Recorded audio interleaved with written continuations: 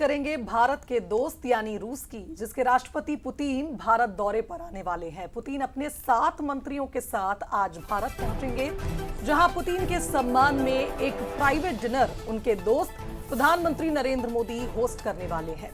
कल 23वीं भारत रूस समिट में दोनों शामिल होंगे। मोदी पुतिन की यहां क्लोज डोर मीटिंग होनी है, लेकिन उससे पहले आप देखिए जिस तरह से अपने दोस्त का भव्य स्वागत करने के लिए पीएम तैयार हैं और आज उनकी शान में एक डिनर होस्ट करेंगे।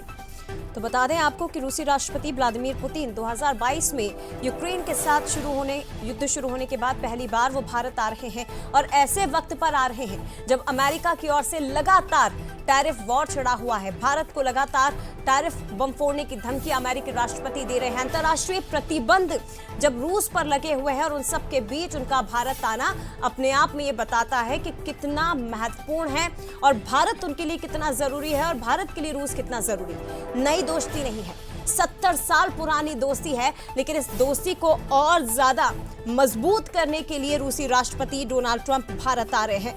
पुतिन की मेजबानी भारत करने जा रहा है प्रधानमंत्री नरेंद्र मोदी, उनकी मेजबानी करेंगे। उनकी डिनर भी उनके सम्मान में आज दिया जाएगा और ये साफ कर रहा है कि पश्चिमी देशों की ओर से जो तमाम बातें थोपी गई हैं, हमारे साथ हो चाहे वो हमारे खिलाफ हो या उन सब के बीच, जब अमेरिका बार बार ये बात कहता है कि भारत रूस से कच्चे तेल की खरीदी नहीं करेगा, वो धीरे धीरे इसमें कमी लाएगा, लेकिन प्रधानमंत्री नरेंद्र मोदी जब रूस के राष्ट्रपति के साथ मौजूद रहेंगे, अपनी इस दोस्ती को दिखाएंगे, तो ये सबको एक जवाब देने जैसा होगा और ये भी बताएगा कि भारत कभी किसी के दबाव में नहीं आता, बल्कि वो अपनी राह खुद चुनता है और उसे मजबूत भी करता है।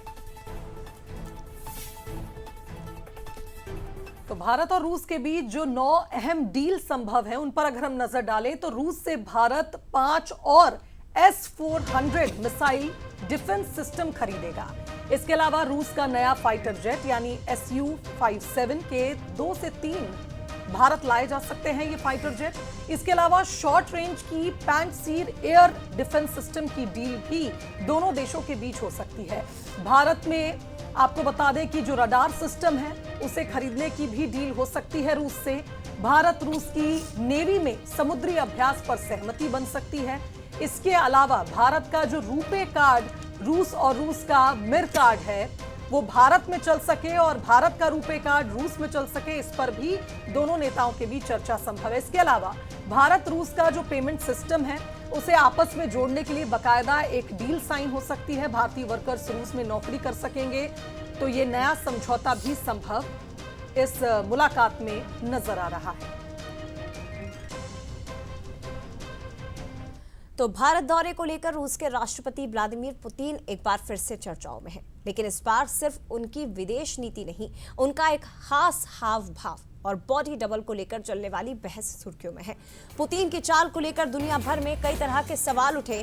कहा जाता है कि चलते समय उनका दाहिना हाथ लगभग स्थिर रहता है, जबकि बायां हाथ सहज रूप से आगे पीछे हिलता है और कई लोगों ने तो इसे किसी प्रकार की बीमारियों से भी जोड़ दिया। लेकिन विशेषज्ञ कहते हैं कि ना कोई स्ट्रोक है, ना पार्किंसंस बीमारी है, ना ही कोई न्यूरोलॉजिकल एरर है। शोधकर्ताओं ने इस पर लंबा अध्ययन किया और जवाब ये मिला कि ये पुतिन की KGB ट्रेनिंग की देन है।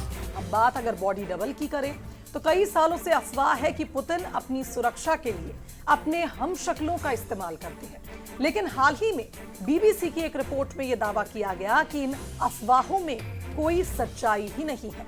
खुद व्लादिमीर पुतिन ने एक इंटरव्यू में यह स्वीकार किया कि उन्हें सुरक्षा एजेंसियों ने बॉडी डबल इस्तेमाल करने का सुझाव दिया था, मगर उन्होंने उसे मंजूर नहीं किया था। कुल मिलाकर यह कहा जाए कि पुतिन का हाथ स्थिर रहना बीमारियों की वजह नहीं है, बल्कि सालों पुराने सुरक्षा प्रशिक्षण का एक असर है। और जहां तक बॉडी डबल की बात करें तो वो सिर्फ कहानी है, असल में ऐसा कुछ भी नहीं है।